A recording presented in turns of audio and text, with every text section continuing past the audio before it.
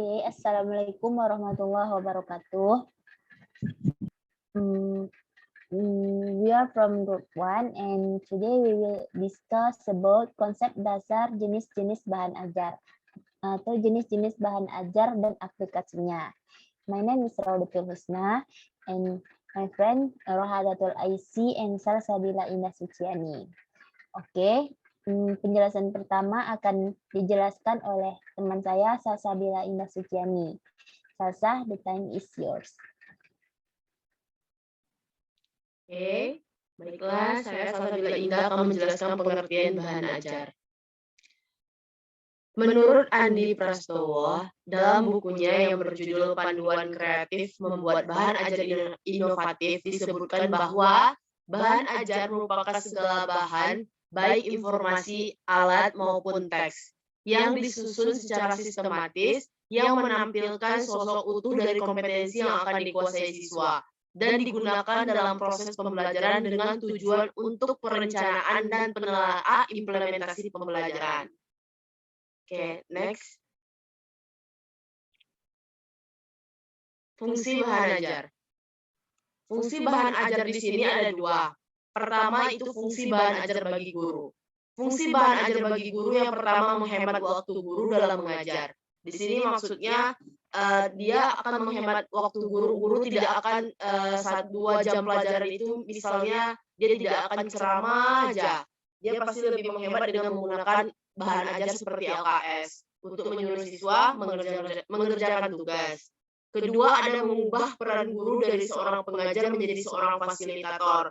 Guru tidak hanya berperan sebagai pengajar, tetapi juga sebagai fasilitator yang menyediakan bahan ajar tersebut. Kemudian, yang ketiga, meningkatkan proses pembelajaran menjadi lebih efektif dan interaktif. Dan yang keempat, sebagai alat evaluasi pencapaian atau penguasaan hasil pembelajaran. Kemudian, fungsi bahan ajar bagi siswa, antara lain, siswa dapat belajar tanpa harus ada guru atau teman siswa yang lain. Siswa dapat, maksud di sini, siswa itu dapat belajar di rumah menggunakan bahan ajar, baik itu buku cetak atau LKS. Kemudian, siswa dapat belajar kapan saja dan di mana saja ia hendaki. Nah, tadi LKS itu bisa dibawa kemana-mana saja, baik itu dia saat berpergian, di luar, maupun di mana saja. Kemudian yang ketiga, membantu potensi siswa untuk menjadi pelajar yang mandiri. Yang keempat, sebagai pedoman bagi siswa yang akan mengarahkan semua aktivitasnya dalam proses pembelajaran dan merupakan substansi. Oke, next. Jenis bahan ajar berdasarkan bentuknya. Yang pertama ada bahan ajar cetak. Bahan ajar cetak ini merupakan sejumlah bahan ajar yang berbentuk kertas untuk keperluan pembelajaran atau untuk menyampaikan sebuah informasi. Contohnya yang saya bilang tadi, buku, pastinya modul, LKS, brosur, dan lain sebagainya. Yang kedua ada bahan ajar dengar atau program audio. Nah, bahan ajar dengar atau program audio ini merupakan sistem pembelajaran yang menggunakan sinyal radio secara langsung yang mana dapat dimainkan atau didengarkan oleh seseorang atau sekelompok orang, misalnya CD, radio, dan lain sebagainya. Yang ketiga ada bahan ajar pandang dengar atau audio visual.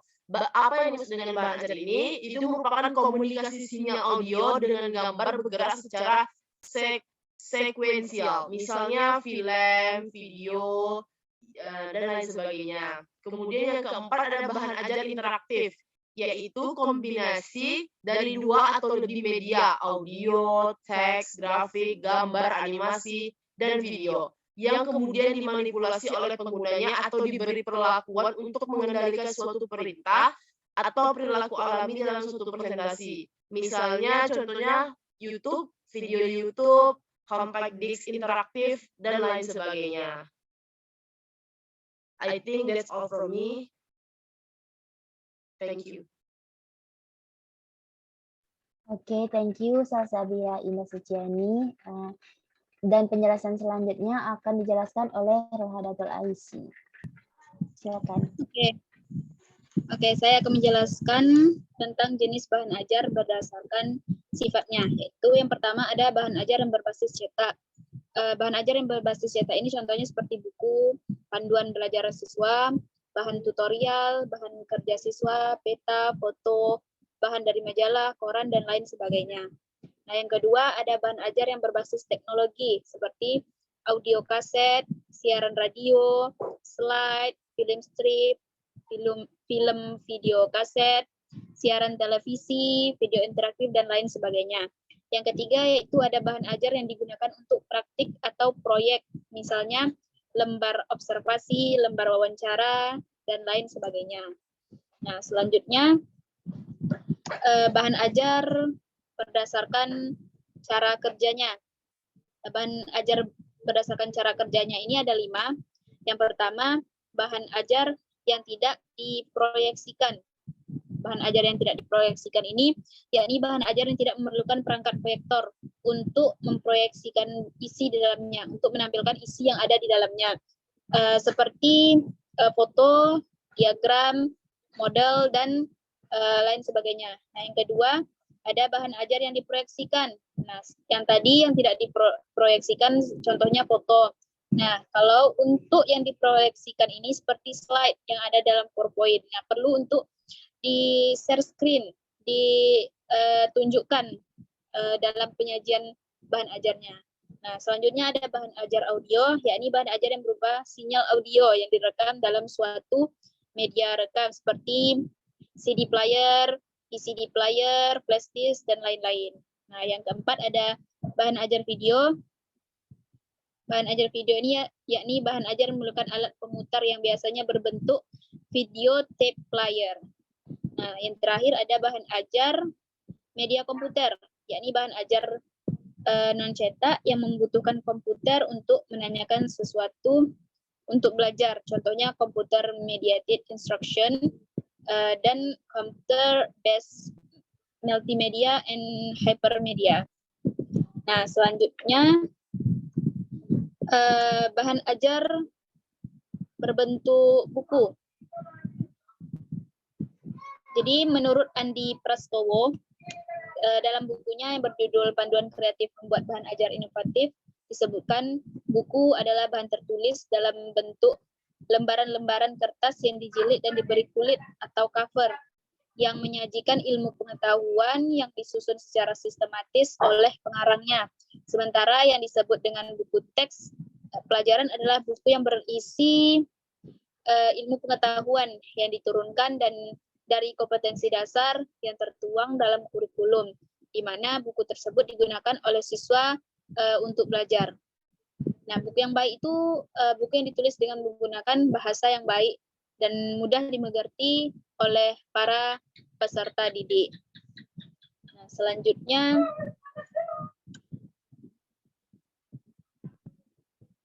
jadi ada 2 kriteria untuk buku kesesuaian materi, dan yang kedua penyajian materi. Nah, untuk kesesuaian materi ini ada pertimbangan hal-hal yang dibuat. Nah, hal-hal pertimbangannya ini ada 5. Nah, hal-hal ini dapat disepakati dari rapat. Nah, yang pertama ada tujuan pembelajaran sesuai dengan kondisi siswa, materi yang dikembangkan memiliki kekuatan bagi proses pembelajaran, materi memiliki kesejalanan dengan konsep buruan. Yang keempat, materi akurat dan sesuai dengan konteks dan kemampuan berpikir siswa. Nah, yang terakhir, materi dibahas secara mendalam sesuai dengan keperluan pembelajaran. Selanjutnya, penyajian materi. Nah, kalau untuk penyajian materi, ada beberapa aspek yang perlu dipertimbangkan. Yang pertama, penyajian peta konsep dan tujuan pembelajaran mudah dipahami oleh siswa.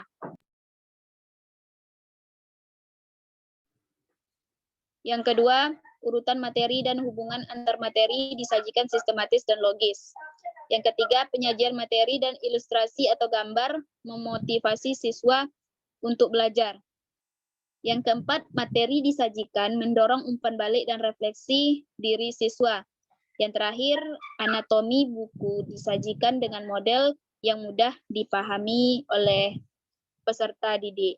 Nah, kira-kira itu dia pemaparan materi dari saya. Ya, member yang lain. Oke, thank you Rohadatul Aisy, dan penjelasan selanjutnya akan dijelaskan oleh saya sendiri. Next. Next slide sih.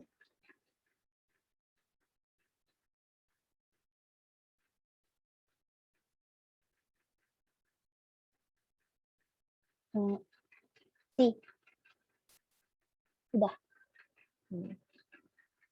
Oke. Kita akan masuk ke jenis buku ajar yang baik. Ada beberapa aspek. Yang pertama adalah akurat atau akurasi.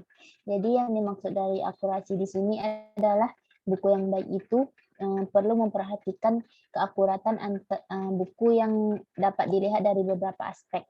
Jadi yang pertama itu kecermatan penyajiannya, selanjutnya benar-benar memaparkan hasil penelitian, tidak salah mengutip pendapat pakar, dan lain-lain. Jadi akurasi ini juga dapat dilihat dari teori pengembangan mutakhir dan pendekatan keilmuan yang bersangkutan. Yang kedua, poin yang kedua adalah sesuai atau relevansi. Jadi buku ajar yang baik itu ciri-cirinya itu memiliki kesesuaian antara kompetensi yang harus dikuasai dengan cakupan isi dari buku tersebut. Jadi contohnya buku tersebut dapat menggambarkan adanya relevansi materi antara materi, tugas, contoh penjelasan, latihan dan soal, kelengkapan uraian, ilustrasi dengan kompetensi yang harus dikuasai oleh pembaca sesuai dengan tingkat pengembangan pembacanya. Yang ketiga adalah komunikatif. Maksudnya di sini adalah isi buku mudah dicerna, sistematis, jelas, dan tidak mengandung kesalahan bahasa. Yang selanjutnya adalah lengkap dan sistematis. Jadi buku ajar yang baik itu mampu menyebutkan kompetensi yang harus dikuasai oleh pembaca, memberikan manfaat pentingnya penguasaan kompetensi bagi kehidupan pembaca, menyajikan daftar isi, dan menyajikan kajian pustaka. Jadi buku ajar itu sudah lengkap dan kompleks, dan uraian materinya itu sistematis. Sistematis di sini maksudnya adalah tersusun, jadi mengikuti alur pikir dari sederhana ke kompleks dan dari lokal ke global. Baik, yang selanjutnya adalah berorientasi pada student center. Jadi maksudnya di sini adalah buku ajarnya ini terfokus pada student center. Maksudnya adalah fokus pada siswa. Jadi buku ajar ini dapat mendorong rasa ingin tahu siswa dan terjadinya interaksi antara siswa dengan sumber belajar, merangsang siswa membangun pengetahuan sendiri dan menyemangati siswa belajar secara berkelompok, serta mengingatkan siswa mengamalkan isi bacaan. Yang selanjutnya adalah berpihak pada ideologi bangsa dan negara. Maksudnya di sini adalah buku ajar yang baik itu diharapkan mampu mendukung ideologi negara, dan buku ajar yang baik itu adalah buku yang mendukung ketakwaan kepada Tuhan Yang Maha Esa, mendukung penumbuhan nilai kemanusiaan, mendukung tumbuhnya rasa nasionalisme, dan mendukung tumbuhnya kesadaran hukum serta cara berpikir yang logis. Lebih tepatnya, buku ajar yang baik itu sesuai dengan kaidah Pancasila. Baik, yang bagian selanjutnya adalah kaidah bahasa benar. Jadi buku ajar yang ditulis itu menggunakan ejaan, istilah, dan struktur kalimat yang tepat. Contohnya penggunaan tanda titik dan koma yang tepat, dan menggunakan paragraf dan alinea yang tepat. Yang terakhir adalah terbaca. Maksudnya di sini adalah buku ajar yang memiliki tingkat keterbacaan tinggi, mengandung panjang kalimat dan struktur kalimat sesuai dengan pemahaman pembaca, serta panjang alinianya sesuai dengan pemahaman pembaca tersebut. Baik, next slide. Kita masuk ke pengembangan materi bahasa Inggris berbasis lagu, permainan, dan cerita. Yang pertama adalah berbasis lagu atau songs. Jadi, menurut Murphy 1992, dia menyatakan bahwa lagu dapat digunakan untuk melatih kemampuan menyimak dan pengucapan yang ada pada akhirnya dapat membantu anak dalam keterampilan berbicara mereka. Jadi contohnya seperti pada saat kita masih SMA dan ada tugas praktek dari guru bahasa Inggris yang menyuruh kita untuk menyanyikan lagu bahasa Inggris di depan kelas. Jadi contohnya seperti itu. Jadi melalui lagu bisa membantu kita untuk menambah kosakata dan memahami makna apa yang tersirat yang ada di lagu tersebut. Selanjutnya adalah berbasis permainan atau game. Jadi permainan menurut Jones 1986 dan Khan 1991, permainan itu adalah suatu kegiatan di mana satu atau lebih orang berkompetensi dan berkolaborasi berdasarkan aturan yang sudah diterapkan.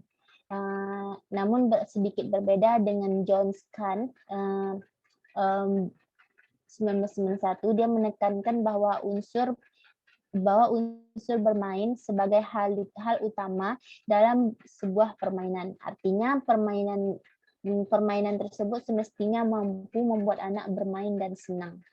Dengan demikian mereka akan termotivasi untuk belajar melalui permainan tersebut. Contoh kecilnya seperti di sekolah ada guru yang menerapkan pembelajaran bahasa Inggris melalui permainan Scrabble.